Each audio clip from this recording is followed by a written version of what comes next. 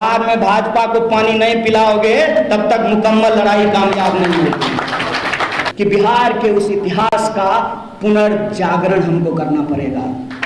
और बिहारी दोनों साथी ने बताया कि आज उनकी मीटिंग थी राहुल गांधी जी के साथ गुजरात को लेकर के।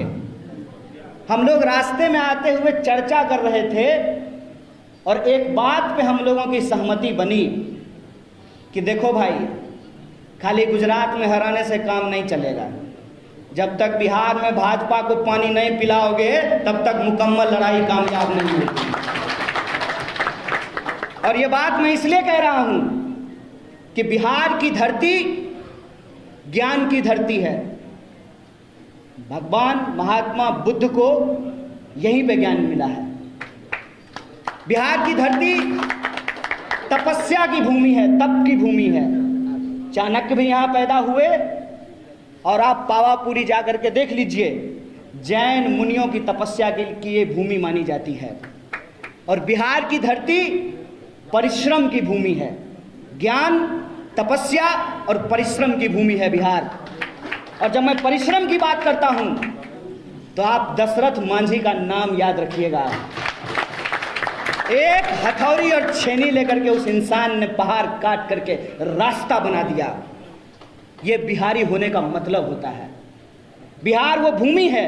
मैं अपने गुजरात के दोस्तों को कहना चाहता हूं कि आपके यहां पोरबंदर में मोहनदास करमचंद गांधी पैदा हुए थे, लेकिन वो गांधी जब बिहार की इस ज्ञान, तपस्या और परिश्रम की भूमि पे आए तो हमने उनको महात्मा बना दिया। ये बिहार की भूमि है।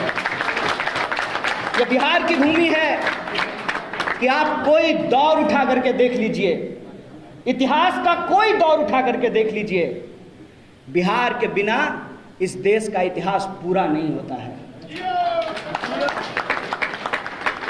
खुशी की बात है, थोड़ी अफसोस की भी एक बात है। कल श्री बाबू की जयंती थी। श्री बाबू ने जो है एक रिकॉर्ड बनाया था सबसे ज़्यादा दिनों तक मुख्यमंत्री होने का। श्री बाबू जो काम करके चले गए उनका रिकॉर्ड अभी तक बीट नहीं हो पाया है। और हमारे कुछ दोस्त पूछते हैं कि बिहार को कांग्रेस पार्टी ने क्या दिया। बिहार को बिहार कांग्रेस पार्टी ने बनाया। इस बात को हमको गर्व से स्वीकार करना चाहिए। और आज हमारी सबसे बड़ी चुनौती क्या है? आज दिन है अशफाक उल्लाह खान का।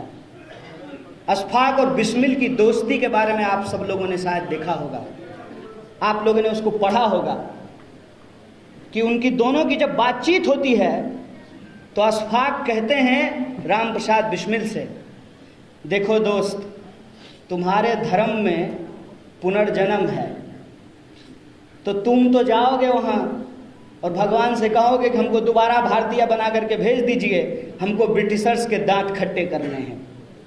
हमारे धर्म में पुनर्जन्म नहीं होता है। लेकिन अगर मैं जन्नत जाऊं, अल्लाह से हमारी मुलाकात हो, तो मैं उनको कहूँगा कि एक बार और हमको भारत भेज दीजिए।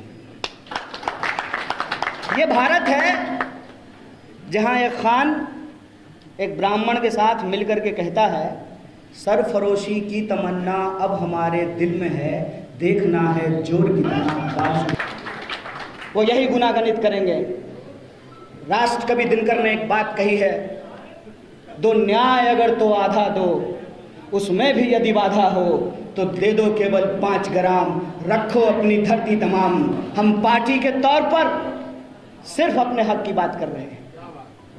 और दुख की बात यह है कि एक पढ़ा लिखा इंसान लठैत की भाषा बोलता है और हमारे प्रभारी के बारे में उनको मालूम नहीं है कि ये कौन है। ये जो आपके बीच में बैठे हुए इंसान हैं, मैं इनके बारे में आपको बताता हूं कि अगर इनके जैसे लोग कांग्रेस पार्टी में नहीं होते तो हमारे और जिग्नेश जैसे लोगों को कांग्रेस पार्टी में आने का हिम्मत नहीं होता है।